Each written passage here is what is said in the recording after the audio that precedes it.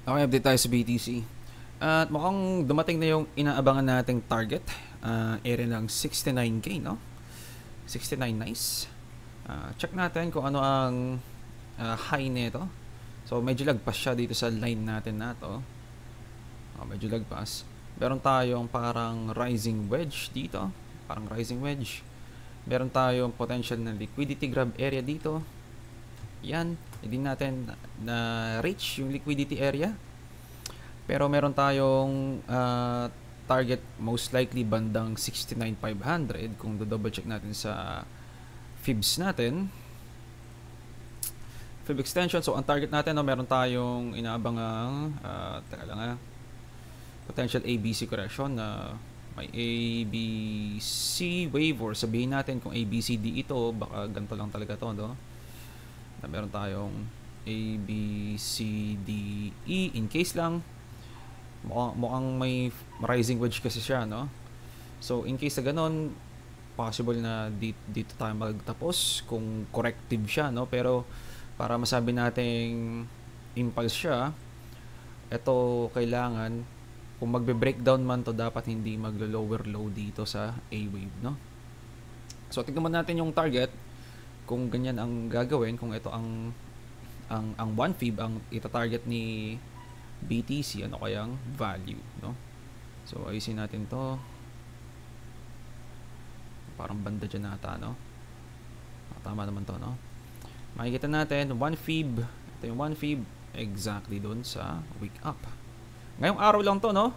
Nakapag-short ako dito sa 69,500 area. So sa ang tawag dito sa futures, medyo mas mataas ng onte, 69,550 area, 560, mga ganon. So ang short ko 69,530, mga ganyan.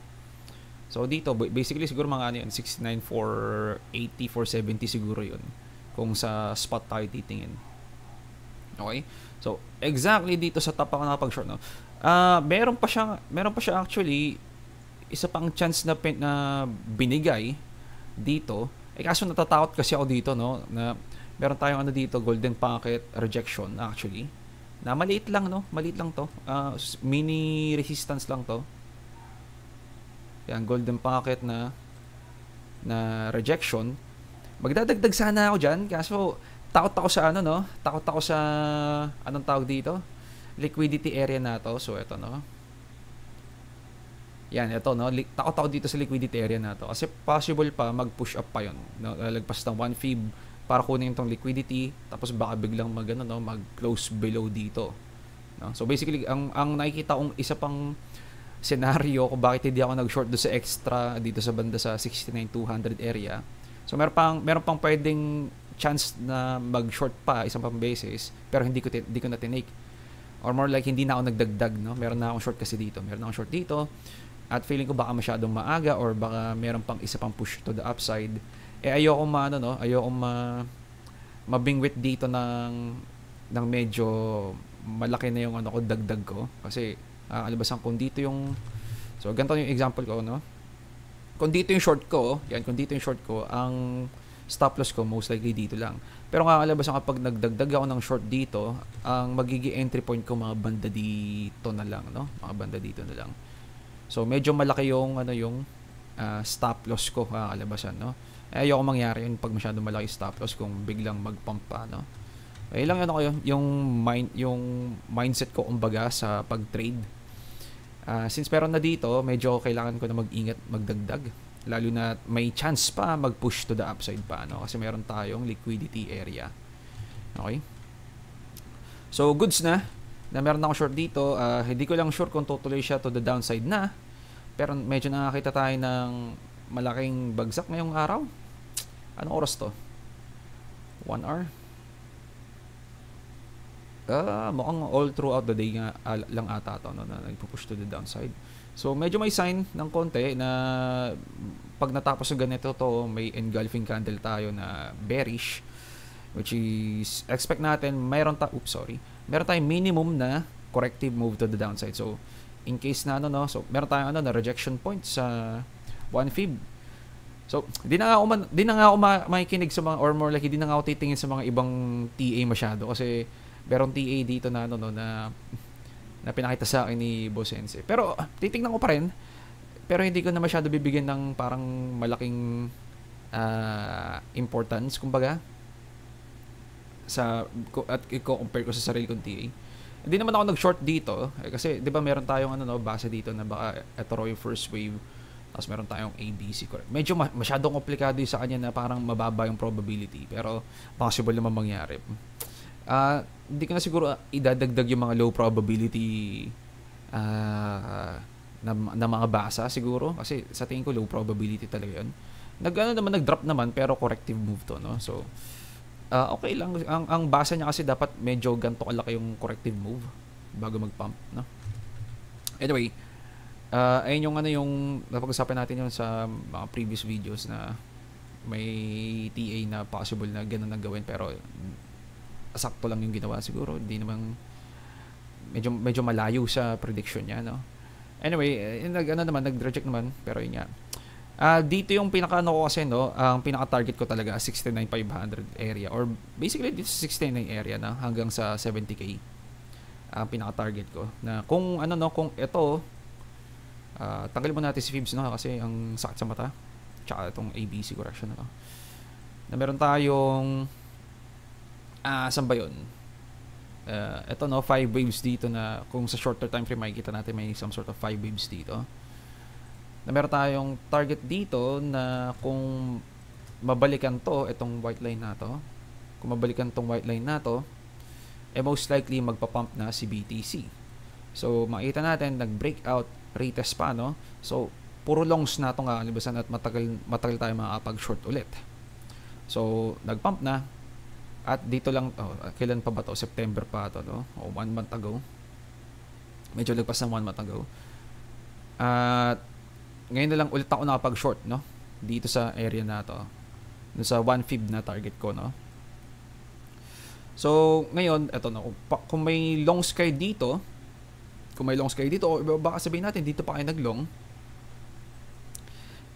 baka kailangan nyo ng bantayan to for take profit kasi makikita natin medyo may tayo no may rejection tayo of some sort di pa tayo nakakita ng ganito kalaking red candle simula ng pump na to no? Simula dito so meron tayong mga ganyang kaliliit okay lang pero ito medyo may pagka-engulfing na so, ayaw natin makakita ng mga ganyang engulfing sa mga galawan ni BTC. Ina-engulf nyo itong dalawang candle na to. Ina-engulf nyo itong dalawang candle na to. Yung red tsaka green. At ano pa ba? Yung sumunod pang candle yung nag-engulf, no? Tapos bumagsak pa siya. No? So, kailangan natin mag-ingat dito kasi may possibility kapag sa next candle close or sa candle close na to at sa next candle, baka dumire-diretso siya pababa. Okay? Hindi pa to confirmed Hindi pa to confirmed. At mga ganto lang yung nakikita ko no, na possible mangyari ganyan. Mag-wake up then tag dito engulf then bagsak. Ito engulf meron tayong wake up sa taas na higher high. Ito higher high wake up engulf bagsak higher high na wake up, engulf, bagsak. So, meron din tayong ganyan. Kaso ito medyo mabagal yung galaw ito. Dito pa siya nag-engulf. Yan. Then, tsaka siya bumagsak. Meron pa siyang retest dito, no? So, ingat tayo dito, Ayun lang masasabi ko. Tignan natin sa RSI natin. Makikita natin, meron tayo 70 RSI rejection. Madalas, yung mga pinoint out ko, no? Ito yung pinoint out kong to. Meron tayong, bearish divergence dito. Bearish divergence. Dito yung yung 70 RSI niya, tapos nag-lower RSI dito, lower RSI, bagsak, goods. Meron tayo actually dito 60 RSI lang to. 60 RSI lang to, then bagsak. So possibly pwede tayo maka-expect ng isa pang push to the upside diyan kasi hindi pa siya overbought kumbaga. Ito di pa exactly overbought pero malapit na siya sa 70 RSI. So ganun lang rin no. Ganyan, bagsak. Tapos ito, dikit na dikit sa 70 RSI, no? So, expect natin baka pag bumagsak to, babagsak rin si RS, or more like pag nag-reject to pala, sorry, baka bumagsak si BTC. Okay? Sa 4 hours, meron tayo atang bearish divergence. Medyo malaking bearish divergence to, no? Sa 4 hours, no? So, meron tayong high, higher high, higher high, higher high. Actually, dito pa lang, no? Meron high, high, high, high, high. Tapos, dito meron na tayong high, parang lower high, lower high, lower high. Okay? So, bearish divergence yan, ha? Tama ba? O baka dito pa lang ata, no? Yan. Pwede ba natin extend dito? Di ko sure kung tumama dito. Pero basically, meron tayong bearish divergence of some sort dito. Na ganyan, no? So, pwede natin ma-expect ang reaction nito ay pababa. No? Aabang tayo ng mga bounce siguro dyan. Pero masasabi ko, kung titingnan natin sa longer time frame, asin natin to. Hindi natin kailangan. Asin natin tong rising wedge, ha? Natin kailangan makita yung rising wedge sa ngayon. At siguro alisin ko muna itong babalik ko na lang itong dalawang to. Parang sumasakit yung mata ko sa makaputi eh. Ayan. Tagal ko din na gano'n, nag-update, no? Pero ang tingin natin dito, most likely meron tayong some sort of move to the upside. Then mukhang ito na yung target ng kung anumang klaseng structure to, no? Ng kung anumang klaseng structure to. Either corrective, either impulsive na leading diagonal, or sabihin natin ABCDE, then babagsak. So, bullish and bearish, pwedeng bullish to, pwedeng bearish to. Parehas, ha? Pwedeng ABC, pwedeng ABCDE na bearish pa rin. Tapos pwede tayong maging bullish na 1, 2, 3, 4, 5 bullish. Lahat ng yon pwedeng bullish or bearish. Ang sunod na gagawin nito, most likely magdadump. Okay? Ang sunod na gagawin na, most likely magdadump ang sunod. Ang pinagkaiba lang sa bullish at bearish, umpisa natin sa bullish. Kung bullish to na 1, 2, 3, 4, 5, expect natin ang target nito 0.5 or hanggang 618, no? Pwede tayong lumagpas ng 618 at mag-maximum of 51, basically itong 0.88, itong 51K300, no? 51,300. Pwede tayong lumagpas dyan na hanggang dito. Okay? Pero most likely yung pinaka-target nito, itong 0.5 or 618. So, ang expect ko kung bullish tayo, magkakaroon tayo ng impulse 1. Meron tayong corrective move dito sa 5, sa 0.5 or baka sa 618. Kung malala, baka sa 0.88. Pero dapat hindi niya malo-lower low to. Okay? So, doon nyo rin makikita yung mga parang inverse head and shoulders pattern. Meron tayong, sabihin natin, shoulder, head, shoulder, tapos pump. Mga ganyan. Okay? So, hindi ko sure kung gaano kalaki ibabagsak nito. Ang typical target lang na alam ko ay 0.5 at 618. Tapos, medyo bihira na tong 0.88. Okay? Medyo bihira yan na para mag 0.88 yan, medyo kailangan malakas yung pagka-bearishness ng mga tao dyan. Pero generally bullish pa rin. Okay?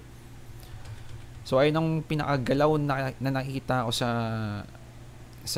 move na to. Most likely baka 0.5, no? Dito yung first target ng take profit para sa short, masasabi ko. Kung ito man nga gagawin, pwede pang umangat na onti to, tapos dito pa lang babagsak, ha?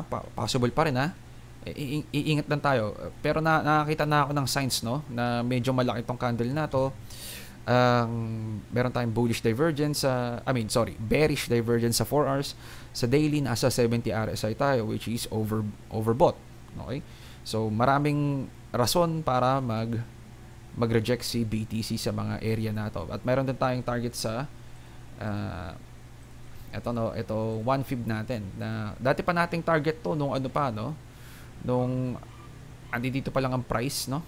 Last month pa, no? Mga last month and 2 weeks pa na ito yung target natin, no? So, napakaganda ng ng TA natin so far.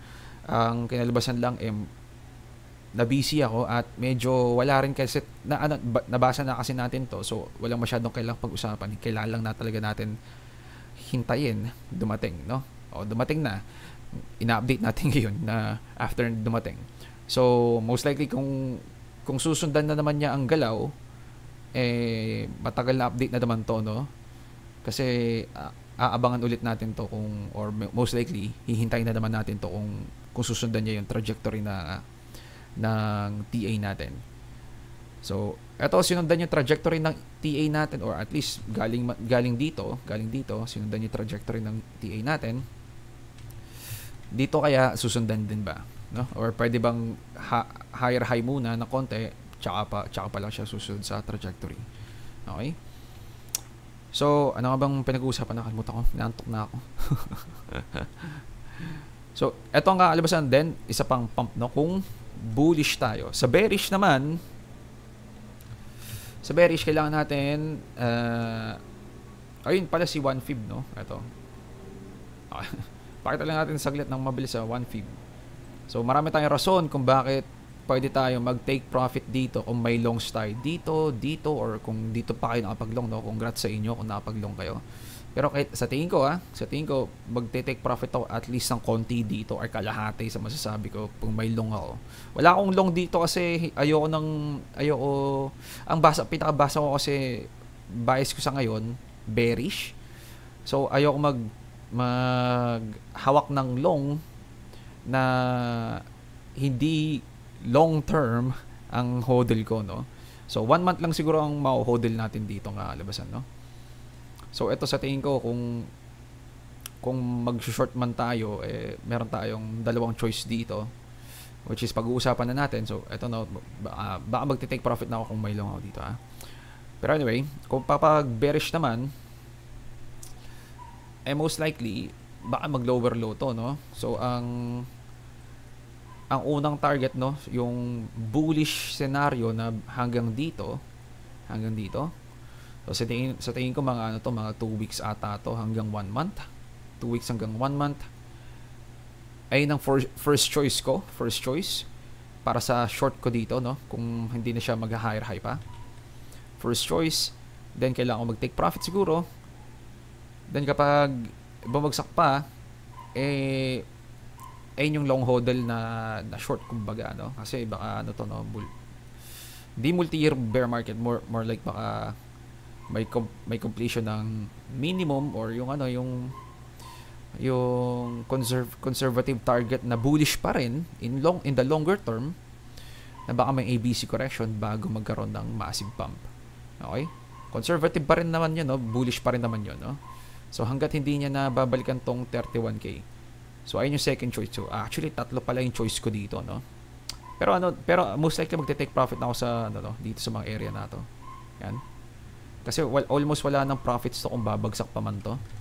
Almost kasi diminishing returns yun, no? Hindi pwedeng pag kunwari, no, nag-short ako dito kunwari. Nag-short ako diyan kunwari, hindi lalagpas to ng 100%, no?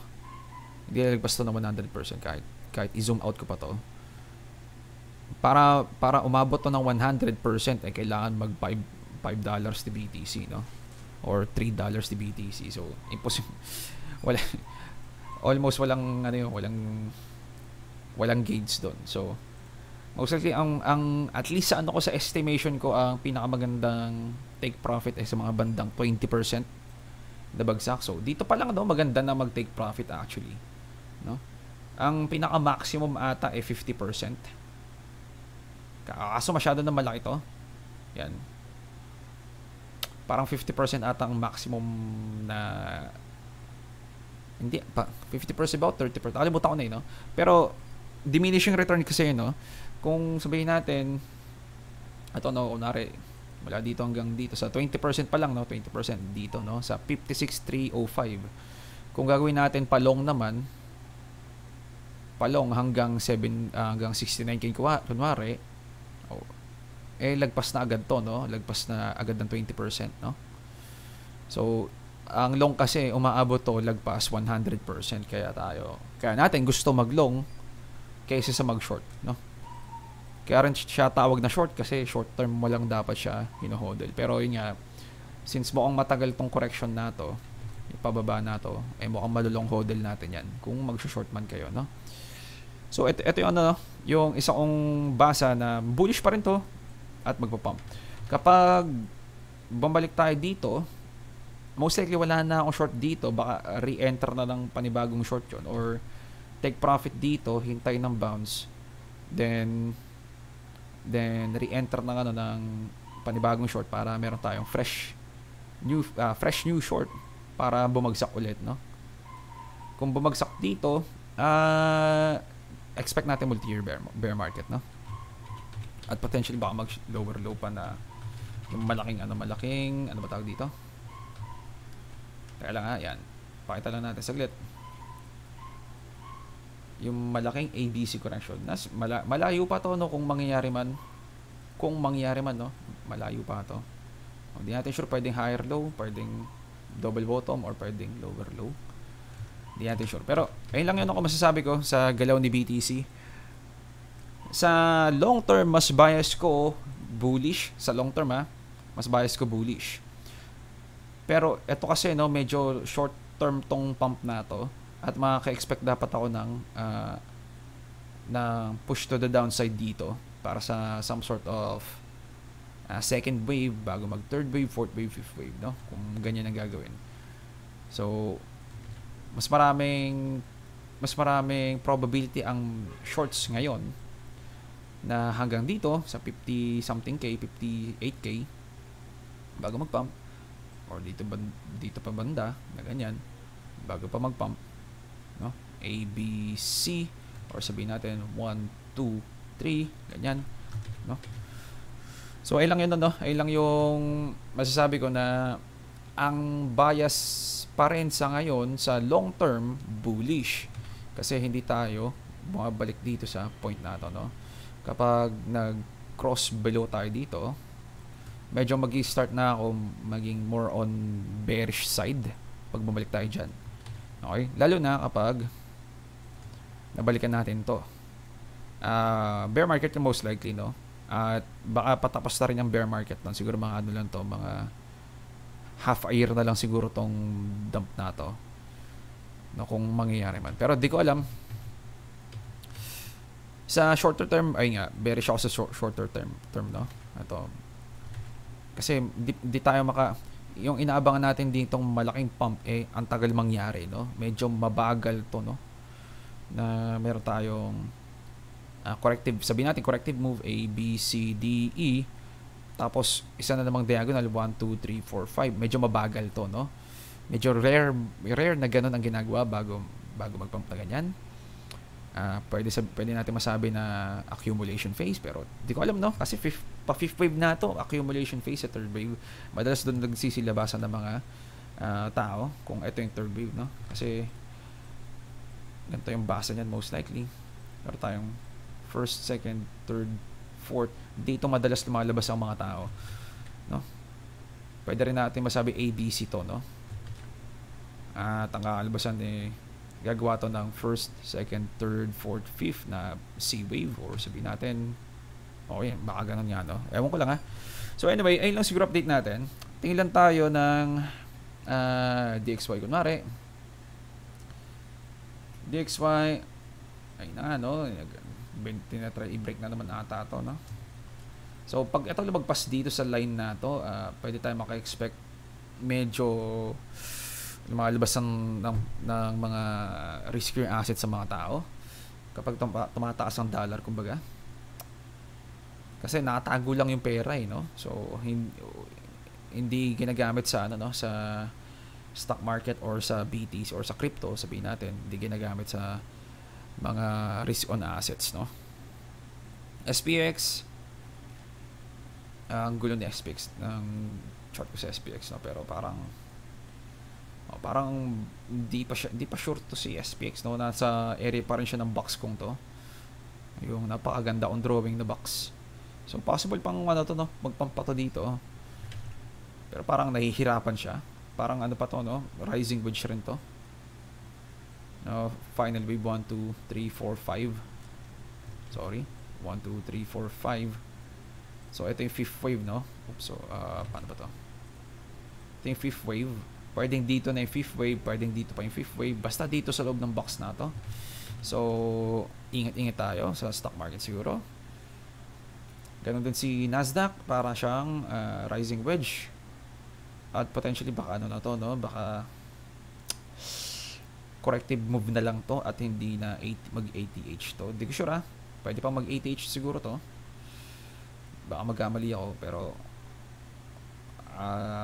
sa tingin ko mukhang naubos na yung power nito ni Nasdaq kay kay Nvidia. Si Nvidia medyo malakas mga nakaraang buwan, parang andito ata, no, dito banda medyo lakas ni Nvidia.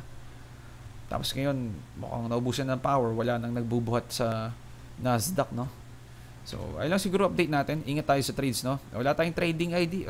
May trading ID ba tayo sa short term? Yung long term lang yung gusto ko makita kasi dito, no. So dati ko pa pina-point out tong 69K area or yung 1 fib area. So ayun yung pinaka trading idea nyo sa lahat ng mga updates ko actually, no. Etong fibs na to, itong 1 fib na to, no. Yan, so pasok naman siya sa 1 fib, pwede pa siyang kung aangat pa siya, etong trading idea na to, pwede pa makapasok dito. Kaso nagpapakita na ng weakness kasi, no. So ay lang masasabi ko, ingat sa trades, GG's boys.